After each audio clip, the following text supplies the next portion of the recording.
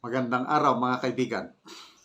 Pag-usapan natin ngayon ang sinulat na column ni Father Jerry Orbos sa Inquirer, published January 5. Title sa kanyang column is Searching for the Messiah. Napakaganda ang mensahe niya dito.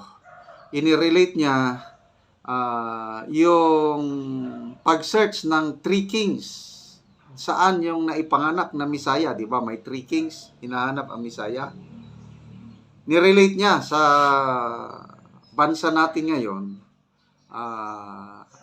Are we searching the Messiah or the Savior, yung tutulong sa ating pangangailangan?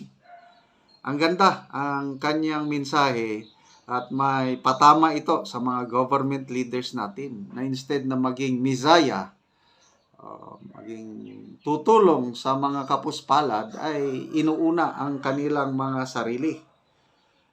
So, salamat po, Father Jerry Orbos.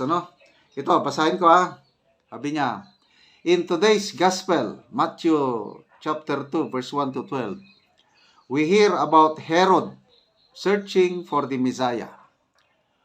We also hear about the Magi, yung three kings. Magi from the east searching for the newborn King Jesus. How about you and me? Are we searching for Him? Is God on our agenda for 2025? Do we include Him as a priority in our plans, appointments, events, and activities in the year ahead of us? Galing. Dapat isentro natin ang ating buhay for 2025 sa Panginoong Hesus. Yun ang kanya maging Lord sa ating buhay. Ito na. Punta na tayo. At the door of our mission, we are still searching for the Messiah in our country. Just like the three kings. Hinahanap nila yung Messiah. Tayo naman daw, we are searching for the Messiah.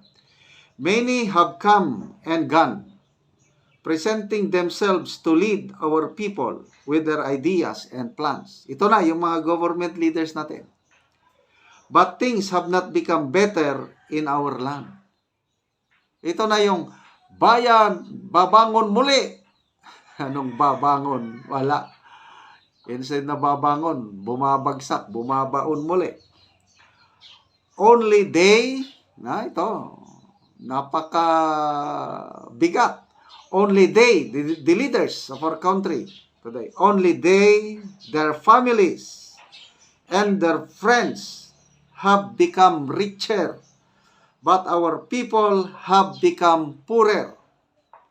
Money and politics have destroyed and continue to destroy our core values that define us as a people and our nation. We cannot find our Messiah in greedy and selfish leaders.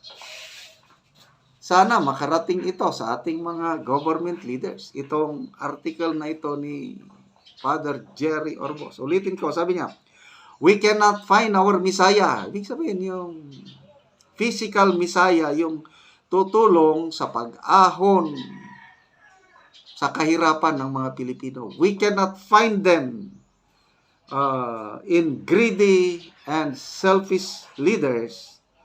These modern day Herods.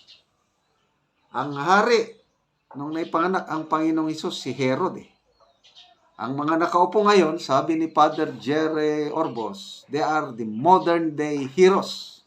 Herods pala. These modern day Herods have systematically changed public service into self-service.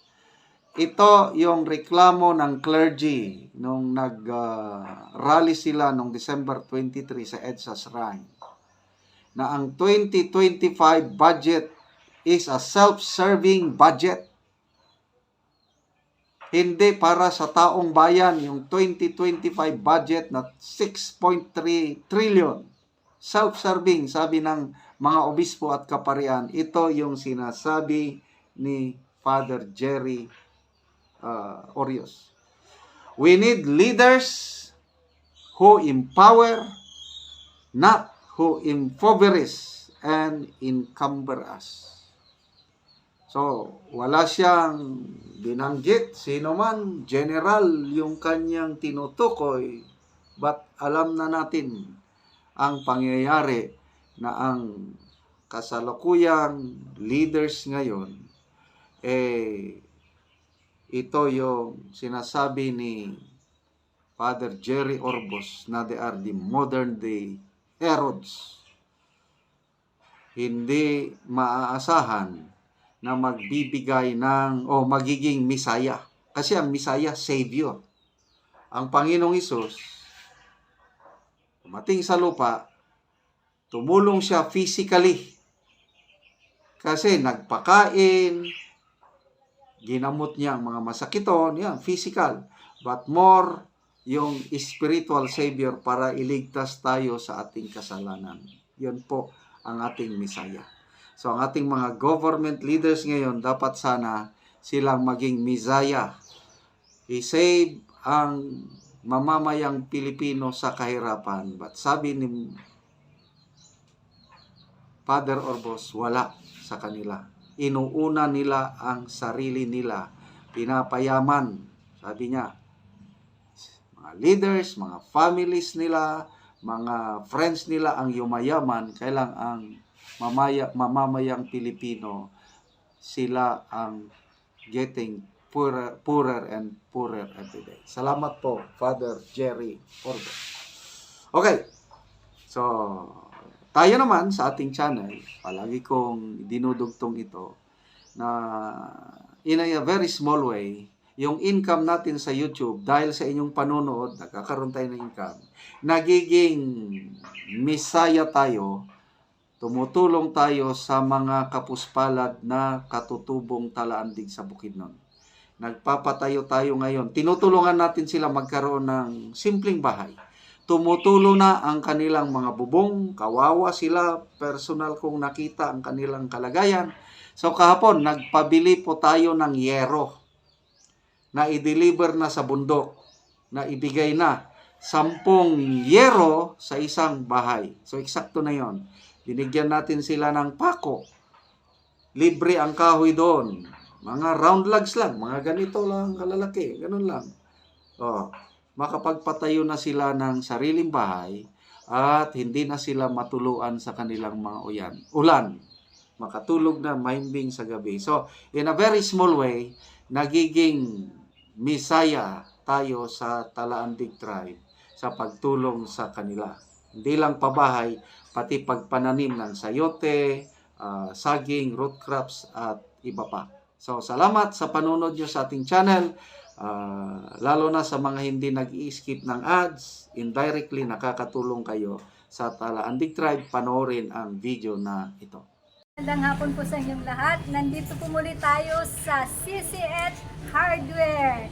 At nakabili po muli tayo ng 164 na yero. At meron po tayong bibigyan po doon na 14 po na bahay, yung 140 pieces na yero. At yung 24 pieces naman ay para yung sa 6 na bahay para sa repair po ng kanilang kusina dahil tumutulo na daw po.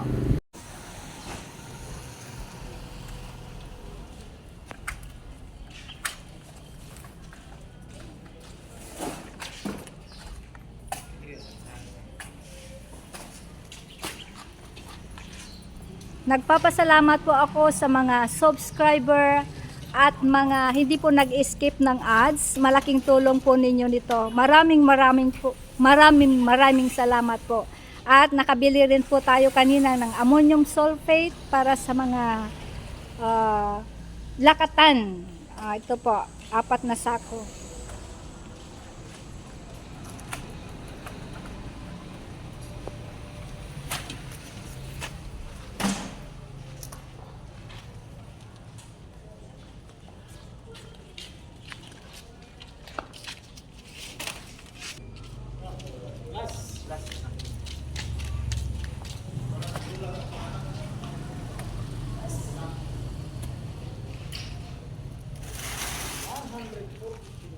140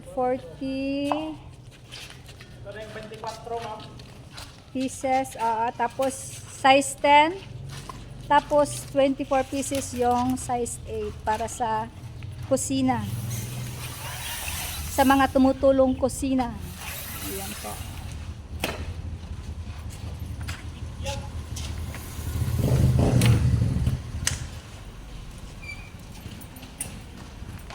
Yung pitong box na nails at saka yung plain sheet po natin. 10 plus 4. 10 at 4. Nilagay na lang po nila sa sako kasi. Pero tinimbang din po ito Nasira kasi yung karton niya kaya inilagay na lang po sa sako. So hanggang dito na lang po. Maraming salamat po sa inyong pagsubaybay.